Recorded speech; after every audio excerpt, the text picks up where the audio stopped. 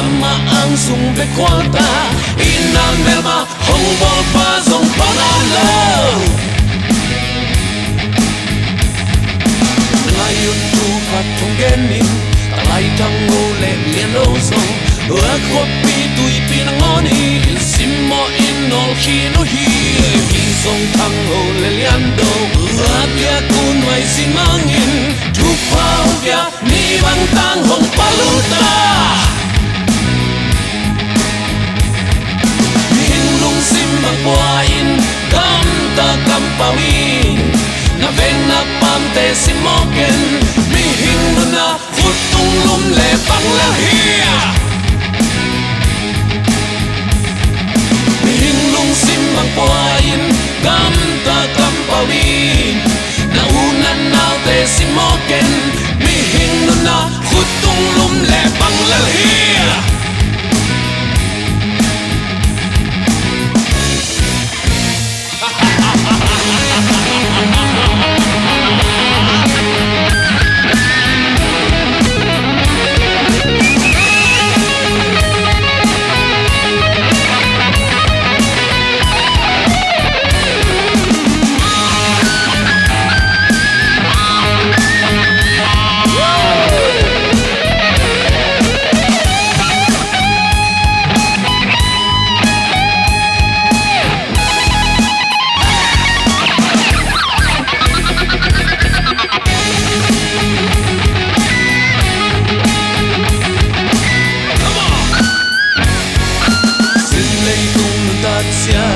Habelong ay di bo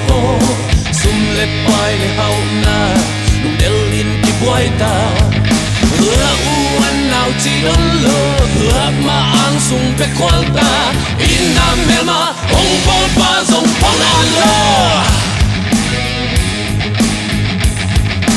ngayon tu katong gening talay tango le liano song ako pitu'y pinangoni simo inol kinuyi izong tango le liando apya kunoy simangin tupa upya ni bang tanghong palunta hinlong simbang puain kamta kampawin naunan naute simoken mihing na kutong lumle panglahia mihinglong simbang puain kamta kampawin na veng na pamte simoken mihing na kutong lumle panglahia